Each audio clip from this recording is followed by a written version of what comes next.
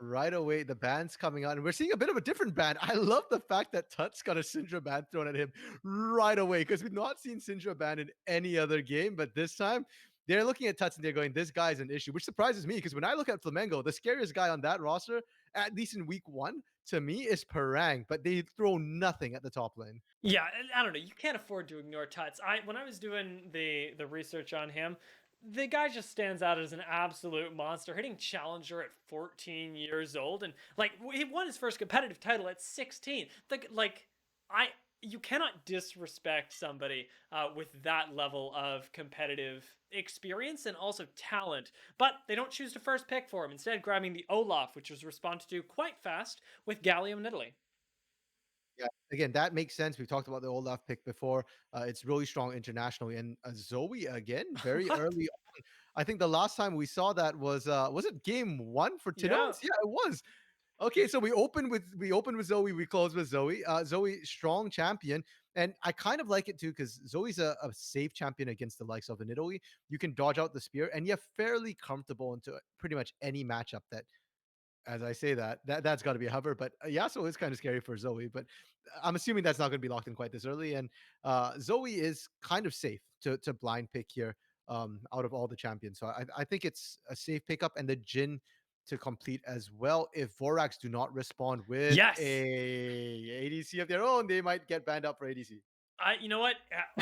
Whether they get banned out for ADC or not does not Doesn't matter matter. to me. We have Yone finally hitting the Rift, and as they were hovering Yasuo, I was like, well, Yone's a much better matchup into Zoe. Obviously, they agree, and it will be Oh. Crastiel, I assume, taking the Yone into Tuts, who strangely has prioritized the Zoe. It's a kind of weird day for us. Maybe this is something, once again, that we're seeing a lot more in in-houses, a lot more in scrims, but it does mean, like you say, that the ADC pool will be pinched. So I'm not sure who VORAX is going to go with. Apparently it's not. They banned the Irelia, so we still have the likes of the Samira, the Kaisa, of course, which has a 100% pick ban rate so far, still available as well. And the potential supports, maybe that's a Galio support. It could be a Galio. No, it's probably a Galio support because Yone is probably going to go mid. I don't think Matsukaze actually plays Yone ADC, so I'm assuming that's mid. So yeah, a lot of support options still available here, and I actually really like the set ban, especially in response to the Yone, because you can't set into the Yone can just disengage a Yone if he comes in, whereas without that present, it's a little bit tougher, to try and get a proper engage slash disengage at the same time here. And the last ban from Flamengo, I don't think it's worth banning the ADCs at this point if you didn't ban it earlier. So the Lucian, I don't know where these Yeah. bans are going anymore. Yeah. Yeah, Lucian could theoretically be a top lane ban, and I kind of see it as that. What I'm expecting is that Flamenco want to grab a top laner that is a bully, something like a Darius or a Fiora, maybe even the Gnar that was just taken away from them, something that wouldn't have a great matchup into things like Lucian and Aurelia. But now that Gnar has been picked up, is that something? I think that might have been what they were going for. So what are they going to pivot to? Okay, I'm just thinking through this Gnar pickup here because Gnar did get buffed and Gnar does a lot of damage, but Gnar's weaknesses are still the same as they ever were in the top lane, which is if they have a gap closing top laner, you're in trouble. And I'm just trying to run through what top laners are left right now that are strong on the gap close. Renekton is still available, and Renekton actually does very well into Gnar. Olaf would not be the premier jungler to pair with that, but you know what? It's not necessarily a bad pick. Instead, they're going for Kennen. So Flamengo started out with an interesting sort of pick composition, and then flexed into a sort of engaged composition. So a very odd turn of events in the draft phase. I'm not sure I like it because it feels a bit forced from Flamengo. But Vorax's composition's a little messy too. You've got a Galu, you've got a Yone, you've got a Nar, all kind of want to go in, but you've got a Nidalee as well. It feels like they're playing a lot for just lane, and then they paired up a misfortune. So both teams feel like they've forced themselves into a team fight here. Yeah, you know what? I'm gonna say that I actually quite like it from Flamengo. I think that if you're going to have a pick comp with a lot of front loaded damage, the very least that you can do is have a Kennen who can pop into Zanya's and zone away everybody else from supporting them, who can add the stuns. So I think that it rounds them out quite nicely, and I can only assume they were going for the Gnar with the way that the bans Mhm. went. And Yeah. this is sort of the best adaptation to that that gives you something similar. Yeah, I think VORAX, they had a game plan, they just kinda stuck with it, right? Like the Gnar, the Yone, those were, I think, picks that they just were very comfortable with. The Yone is a bit of a response to the Zoe, but other than Hmm. that, I think VORAX got what they wanted. My problem with their comp is that I feel it's very high, it has a very high demand on their mechanics, and Hmm. I feel like Flamengo has the better players, and I personally was actually favoring Forex coming into this matchup a little bit because I was looking at synergy for Vorax, that their team has worked together in the past. And so my heart was kind of thinking, okay, let's go for teamwork over raw mechanical skill. But now that they've drafted the prompts, I'm looking at Flamengo's composition, and they've got a lot of sort of counter tools as well as their own sort of initiation to boot against Vorax. And suddenly I'm feeling like Flamengo's draft, as forced as it was, they've got a lot more power tools, I feel like. Yeah, it definitely feels like they've walked away with something special here. Whether they can make it work or not is a little bit up in the air because it's not meta at the moment. It's not something that we've seen as a proven quantity. Flamengo are going to need to take this and make it their own. One of the things that I am really happy with though is that we do have a Leona and it is for Redbert because Redbert is he is an aggressive man. This is going to be what I expect to be a lot more like the support that we saw from Damage that is going for these engages, not being pushed around, using your flash aggressively. I don't want to see Redbert stepping down because I don't want Flamengo to tame him. I want them to allow him to become that beast. Yeah, and there's no need to. When you're against the Galio here, we've seen the Leona into Alistair all day long today, and this time it's into the Galio. Galio is not a counter to Leona. Leona will Hmm. happily actually go toe to toe with the Galio, and when you've got the likes of a Jin on your side, that Sunshine proc with a first shot is absolutely disgusting when it comes to damage. Topside, we're seeing two Yordles. It's so funny. I love their skins. It's like two little Yordles just kind of going at it here. Shuriken, boomerangs. Oh, this top lane is going to be a joy to watch. Yeah, I mean, it'll be a joy to watch. It'll be cute, but it'll be anything but pretty RMC because the thing that we were really excited about coming into this is the top lane matchups. Mhm. Whether that turns into solo kills in the top lane, whether that turns into these huge team fight plays, we are Oh, wow. fully expecting that to be the center point. And you know what? We should talk about that. That's disgusting. Okay, yeah. So Flamengo like definitely is like fan favorites. Like everybody's supporting Flamengo here, and unfortunately, I don't speak Portuguese, so maybe I'm missing something here. On paper, I do agree. Flamengo looks like they're stronger, but not like this. 94 to 6%. That's the most one-sided we've seen all day here. That said, like after I've seen the drafts, I do kind of agree. I think Flamengo might take this after I've seen the drafts here, but I Mm. don't expect Forex to go down easily. No, not at all. And at the very most, or sorry, at the very least, Flamengo is going to be having a nice early game. Ranger already starting off with the late invade into Yampi's jungle and gets to start this off vertically jungling. So even FNB is going to have to play a little bit more carefully knowing that. And not only do they have to play a bit more carefully in the top side, but in the bottom side as well. Matsukaze and Was have to make sure that they apply enough pressure, same as Crustio, to be able to back up Yampi for this vertical jungle. Because if they Hmm. get shoved in, we could actually potentially see Yampi getting collapsed on. But for now, they do manage to do it. In fact, they're going to back him up so much.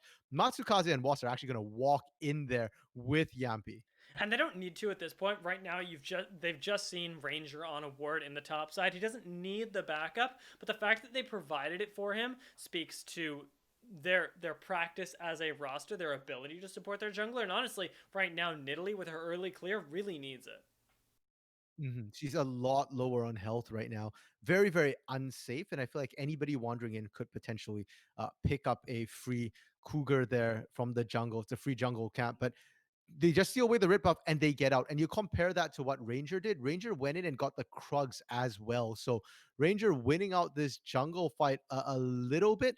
It's not game ending, but considering it's against a Nidalee who thrives in the early game, it will have significant implications. Yeah, this is going to be tough for you. Ranger as well has moved all the way up to this top side. You can see Tuts roaming up just in case, and FNB's in a lot of trouble. No Meganar available. The Hop just barely getting him out of danger here, and he's going to lose some significant early CS. And that's super big when we look at these two top laners specifically. You alluded to it earlier, Dia. The fact that we look at Parang and we look at FNB, and these are two top laners whose names are in, that discussion for who's the best top laner in CBLOL, a region that it tends to be very, very stacked when it comes to mechanical 1v1 talent here. So FNB kind of getting bullied. We won't be able to see necessarily who's the better 1v1 champion because Parang is bringing friends to the party.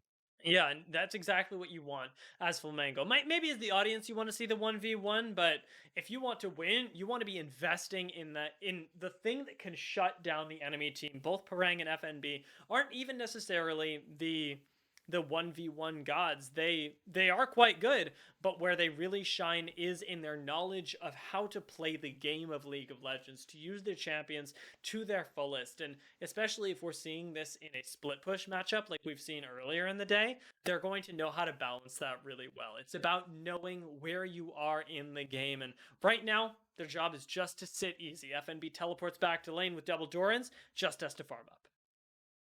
Duran's shield and Duran's blade here. Not even like two of the same type, which is usually what we see. He wants a little bit of both tankiness to be able to survive Parang's abuse there, as well as the ability to trade back. And I love the fact, yeah, that you mentioned, it's the game knowledge that matters a lot because Mhm.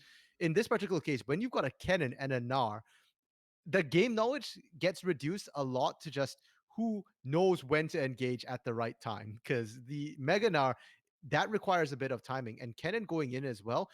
You think it's as easy as pressing R and then just eing your way into that. But realistically, if you ever tried that in solo queue, you realize that a lot of times Kennens who try and do that die immediately. You still have to pick the right engage and you have to find the right flank to make sure you get in there alive. I've been that Canon RMC. I know that feeling. It is a difficult feeling, and I'm excited to see Parang make me want to play Kennen and definitely lose a lot of my LP one more time. What they won't be losing for right now though is the dragon. The fact that they forced the teleport out of FNB actually nets them the Drake in a really cool way. Not only do they force the teleport out of FNB as well, but if you watch the way that play got set up, they cleared all the wards on the bot side. They faked the gank effectively, and then they just went into the dragon pit. I'm not sure VORAX was even aware it was being done. We saw Yampi kind of pop the Scryer's bloom there, but only really caught the end of things. So it's such a clean take from Flamengo, and it's such a natural take. It didn't feel like there was a ton of setup required because the setup was just incidental to them potentially forcing a gank into the bot lane as well. Yeah, looking very clean at the moment in the way that they manage the vision. I'm looking for VORAX though to have a play style of their own. Right now, Yampi has been set significantly behind, picking up just the nullifying orb to try and stay relevant, apply that grievous wounds, but without some sort of gold injection elsewhere on the map, without maybe Crastiel or FNB making a play, it's going to be really difficult for them to find some autonomy of their own right now. If you look at where they've got a lead, it's primarily in the bot lane for now. It's on Matsukaze, farming up pretty decently, pretty handily, and now, able to punch back onto Redbird as well. Yeah, you mentioned Redbird more than willing to go toe to toe with Was in this Leona into Galio matchup. Absolute. Gonna back him up there and actually get some really nice damage onto Was themselves. They're gonna want to make the most of this pre six though, because once Was hits six, I don't think that it really stands toe to toe with Redbird's own ultimate. No, that level 6 ultimate, it's just bigger in lane coming from Flamengo's bot lane. But Hmm. look at what they've already done. Matsukaze has already poked them down sufficiently that they will have to base for sure before they hit 6. They simply cannot afford to fight. Matsukaze with the level experience as well as just, more gold.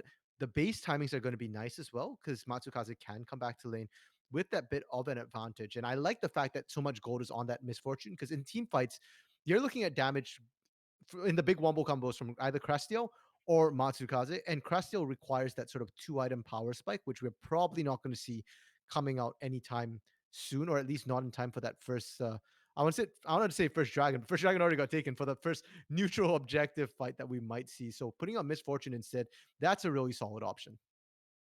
Yeah, and there's a lot of CC to back up Misfortune's ultimate as well, with people like FNB and even Crastiel.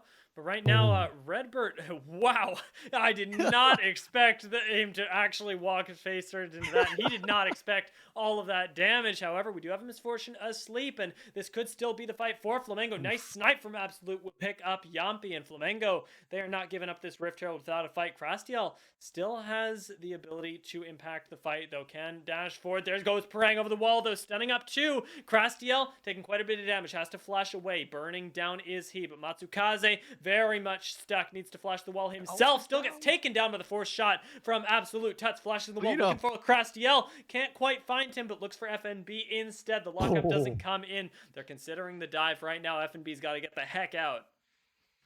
Okay, FNB's sidestepping was beautiful. This is why his name is in contention for number one top laner in the league, because four people going after him, and he just manages to sidestep everything and get out alive. Absolutely massive, and it doesn't unfortunately look like we get a replay.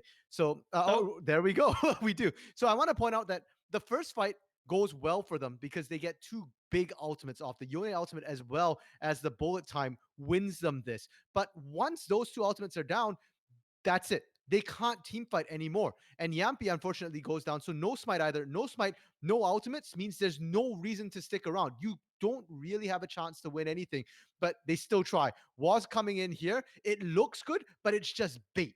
And unfortunately, it baited his own team in, and they end up losing a lot more than they should have.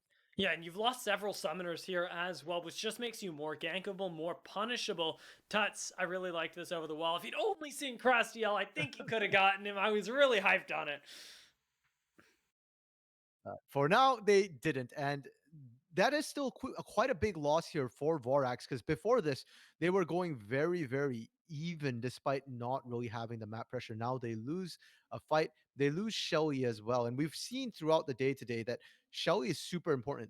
They've been using it, teams have been using it to crack that first turret and making sure that anytime they try and sort of turret rush for first brick, that with the team that has Shelly always wins that.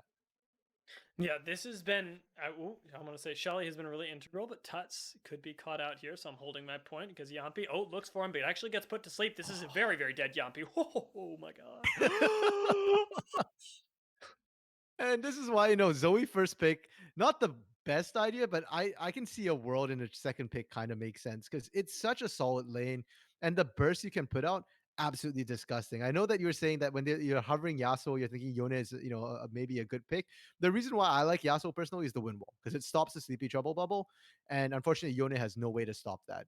So things like that happen where unfortunately your teammates get picked off and you can't do squat about it. Yeah, and it is going to be difficult if you are playing into unique vision, like we mentioned in game one, where Tuts is able to control a lot of the vision given how Ranger can play with him. Right there, it wasn't even that. It was just straight up and out mechanicsing Yep. of Yampi. And I know that's not a word, but I like if it was, that's exactly what that was there. And I this is one of the reasons that I'm very excited about Tuts.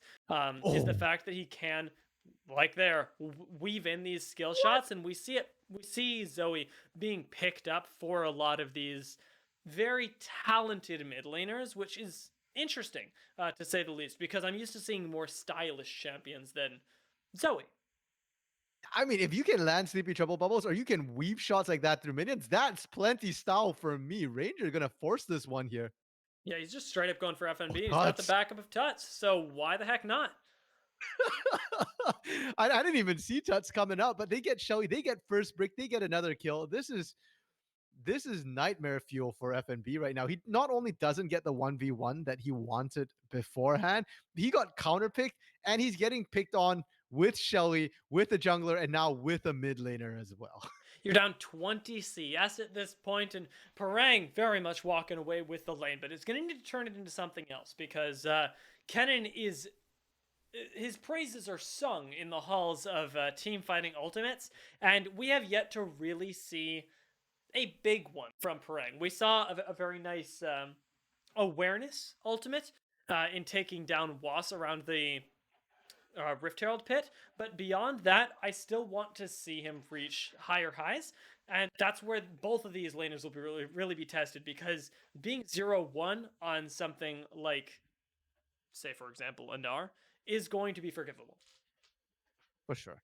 And there isn't really a big objective to contest around for the next Mm-hmm. little while because both these teams, neither of them are necessarily great siege teams. I think any team with a Zoe automatically gets a small advantage here, but Mm. it's not huge. So they're mostly going to be looking to try and do team fights around the neutral objectives, and there are none right now. Herald already went down. Dragon went down as well. So for the next 2 minutes, we're likely, or I'm expecting to see potentially lane swaps because the top wave has been shut in so far that Parang probably doesn't want to be there anymore. It's not exactly safe. Uh, so maybe we start seeing the top laners rotate up a little bit. Herald will be coming up before Dragon as well, and then maybe we see a team fight around that. Yeah, it's definitely going to be a dragon centric game, especially given that Flamengo already have two of their own, and it is another Ocean Soul, which is going to be another dragon that you really cannot give up. Like, Ocean Soul will end the game on you, whether you want it to or not. So, I'm fully expecting VORAX to put a lot of time into controlling, like we already see, the vision around this dragon so that they can pick it up as soon as it spawns, deny that win condition from Flamengo. Mhm. And Vorax for now is still they still have control over this bot side. Matsukaze is still doing a really good job alongside Was here in applying the pressure. We have to keep in mind, Absolute picked up 2 kills and an assist, so he's not too far behind right now. But oh, Well, mid we got lane. somebody taking a little nap in the mid lane here. Crastiel going to pop back to his previous spirit form, but Tuts forcing not only the flash out of him, but very much getting a lot of pressure in this mid lane with the help of Ranger. And this is what I really like from Ranger is his ability to play this supportive jungle style, to walk in and apply the pressure, much like what we saw with the Talia in the first game. Yeah, not something that you'd usually mix in with an Olaf there, the word support, but definitely has been integral in just applying the pressure, even if they don't necessarily get the kills. And the fact that he's 1-0-2 shows that he's donated more kills at least than he's stolen away for now. Yeah, and what you give, you get back in return because Tots gets to roam into the river with him, chunk out Yampi, and right now we got about 35 seconds on the dragon. You got to right that wrong before it's too late for you, Vorax. That window is fast closing as well. They found Was. Yeah, Was does have the flash to get over the wall, but just cannot get that angle in time. Has to flash straight out, and the ignite taken down on him won't take him down just yet, but it's another pick that won't quite be available in time for the dragon. In the meantime, you are trading this. FNB up in the top side pushing, and Yampi taking this Rift Herald is something that you might be willing to trade over for Flamengo. I don't think they actually have much of a choice in this case because Mm-hmm. Ranger has already set his eyes onto the dragon and he started it up. So Mm. they will take the trade. They don't have much of a choice, and but they'll be happy with it. Like you said, the pressure of that Ocean Soul far outweighs the strength that Shelly gives a team. First Shelly, very important. Second Shelly for Soul Point, maybe less so. They are trying to brute force a gank onto Parang here, but they're taking too long. Oh, Parang tries to flash out, but I think Oh, he actually beautiful. just straight up wins this. He's got too many stuns under the tower. Crastiel is Oh going to fall to no! him. Parang outplaying the 1v4. You're Gets a kidding! double kill. Let's go, Parang. What? Okay, you know what? We talk about FNB being talked about as potentially a number one. Parang right there. That wasn't a 1v1. He was a 1v4. He picks up 2 kills on the back end of it. That flash was beautiful because it interrupted the stun and it put him in position to catch multiple members in that slicing maelstrom. Parang buying so much time for his team. That is disgusting. And that's even without taking into account Tuts and Ranger right now. And here Let's we watch get it the again. replay. Yeah, Oh, they took yeah. so long to set this up. The Mega Anar comes through, but FMB's already taking target shots, and there we go. That's that flash I was talking about. He gets Dicey Maelstrom, multiple members. FMB, Yampi, and Crystal, Castillo, they can't be there, but they are, and they're taking so many turret shots in exchange. And you can see on the mini map as well where everybody else was. You have Absolute just pushing out the bot lane, Tuts continuing the pressure in to the mid lane as well. Oh, that's just salt in the wound. Oh my. Parang out damaged all of them. You leave him all alone in the top side. You decide to play the rest of the map. Your investment is enough at this point, and you're going to take down Matsukaze sooner rather than later as well. The Flash even gets Oh, forced out of the misfortune, barely escaping alive. And the rest of the team, they are still picking up. They are still pushing forward. Parang joins up with them, and you cannot contest this. nope. You give it up for free, 100%. And they just have to get out as quick as they can there. Anybody left behind is probably dead at Uh, this point. And Ranger, can he actually hunt down F&B? Rancher's missed every single act so far, so I'm gonna say no, but at least he can buy time for everybody else to show up. Parang here is gonna remind FNB of his nightmares, take him down with the help of his team, and actually take the kill himself. The only thing you traded away right now is that top lane tower. This is what a Flamengo win looks like. This is a clean win right now. Yeah, this is the early season Flamengo here. Did Absolute just flash super massive? Okay, interesting that that was the the uh what is that? What do you call those things again? The emoticons, the emojis, whatever those Oh yeah, flashing yeah, things yeah. are. Yeah, that's just BM at this point. Yeah, I think he's having a good time, but you can't rest on your laurels too much as Flamengo. As much as I'm singing their praises, VORAX, they have ways back into the game, mainly through Wombo Combo, and the ease of execution here is something that might not be exceedingly low when compared to a solo queue team, but for a professional team, I think lining up a few CCs for Matsukaze isn't going to be that hard. I wanna agree, but we've Okay. also seen a couple of whipped things so far. But generally speaking, you're right. Vorax can definitely still pop back in off Matsukaze. And I also want to highlight Crastio here. He's not running the Immortal Shield Bow Yone. This is Mm. Guildford's Yone, which means that he doesn't Huh. care about survival. He wants to get some kills here. He's prioritizing kills. And if he can find Tuts, if he can find Absolute, maybe it's worth it because Parang's damage is front loaded. And if you survive the Sizing Motion, or even if Chris still dies to the Sizing Motion, as long as he finds the sustained damage in the fight, his job is done. Wow, I am so sad for VORAX right now. They commit so much onto Absolute, just in terms of attention, not even in terms of flashes or whatever. But the fact that you don't even get his flash there, that is disheartening. And now you have to drop the Rift Herald for what looks like it might just be nothing. The Rift Herald will end up crashing just barely, 78 health on it by the time it hits the tower, but you're not getting anything for that time. And Parang farming up in the top side, Flamengo don't need to do anything right now. There's no objective for them to take. No, they just need to reset. They're just poking away here, as you mentioned. They don't need to fight. They don't even really want to fight at this point without chunking everybody down. But again, the Galio, doing his job as the anti mage there is soaking a lot of the damage, a lot of the poke from Tut. So they're not actually losing out in this particular trade for now. And 30 seconds before Ocean Drake comes out, I'm very happy that Vorax is the one there to set up vision before Flamengo can get in there. This feels like the beginning of the game where Ranger's just clearing out Nidalee traps again. Like he's Kind walking of. through and there are 18 of them between him and the dragon, and he's like, "What am I gonna do?" It's really unfortunate actually that Nidalee traps don't do more damage. Not because I want them to, but like thematically, bear traps really, really hurt. Well, they're not really like bear.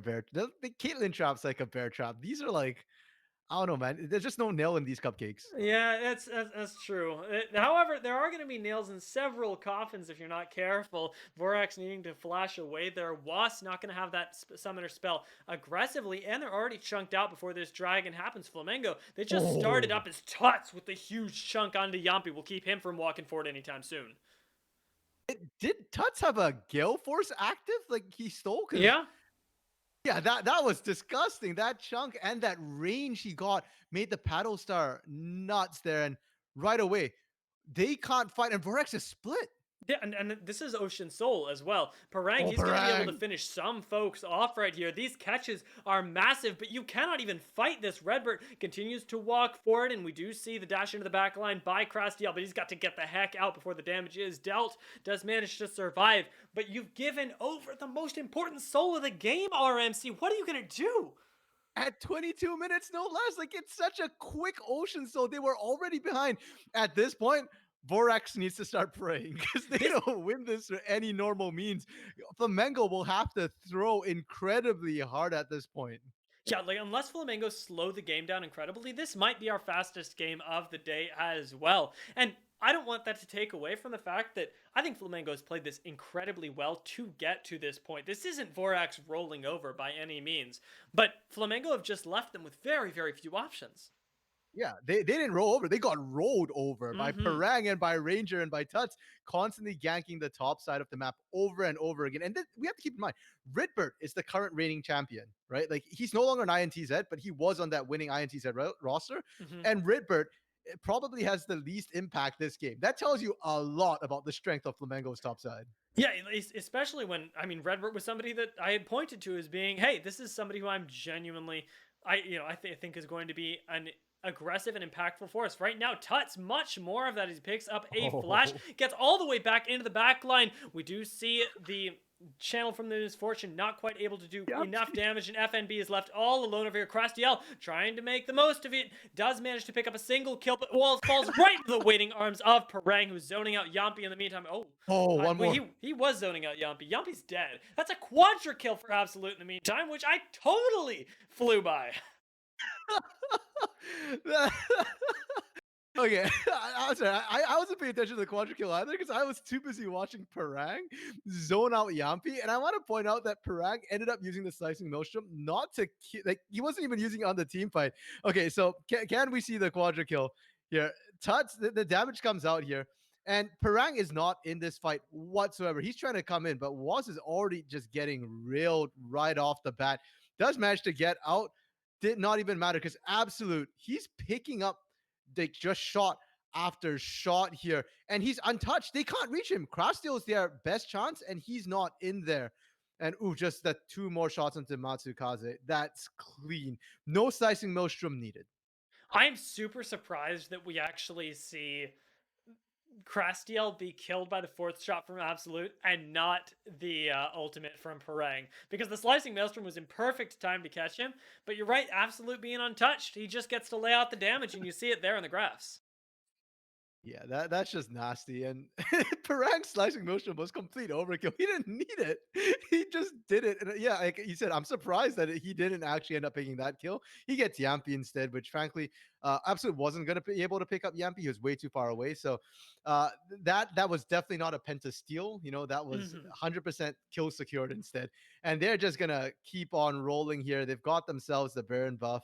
They've got themselves just kills and gold and just every advantage they could possibly need to close this one out. Yeah, they get to force his 5 members down the mid lane as well, not even wanting to split this off and give VORAX the time to dance around.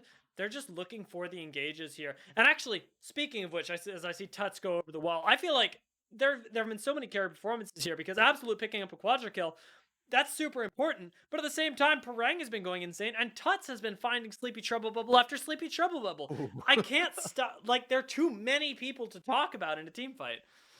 Yeah, and the only reason why we're not talking about Ranger just running into people and just causing havoc in the back line is because everybody else is just shining so brightly here. And Mm. Redbird as well. We mentioned the fact that he was a previous reigning champion.